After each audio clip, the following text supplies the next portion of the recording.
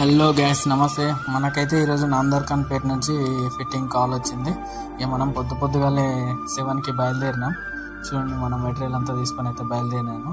నమ్మరు కదా ఇంత పొద్దుగాల బయలుదేరినా అంటే. మీకు నమ్మే విధంగా ఎలా చూపిస్తానో చూడండి. అందరు చీపురు కట్టలు పట్టుకొని ఇంట్లో ముందు క్లీనింగ్ చాంపులు అన్ని చూడండి.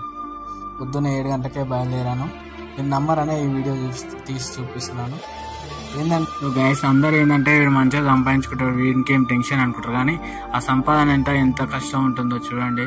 ఏదైనా కష్టపడితేనే దాని సంపాదనకు విలువ ఉంటుంది, మనం సంపాదించేదానికి అర్థం ఉంటుంది.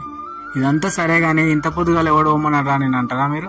కానీ మన చేతిలో ఏముండదండి. కస్టమర్ ఏ టైంలో రమ్మంటే ఆ టైంలో మనం వెళ్ళాల్సింది తప్పదు.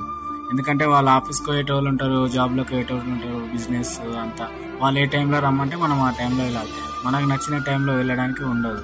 అందుకే మీకు టైమింగ్ కూడా చెప్తున్నాను, ఎందుకంటే మళ్ళీ వేరే విధంగా అనుకుంటారు కదా మీరు. ఓకే గైస్, వీడియో నచ్చినట్లయితే మన ఛానల్ సబ్స్క్రైబ్ చేసుకోండి.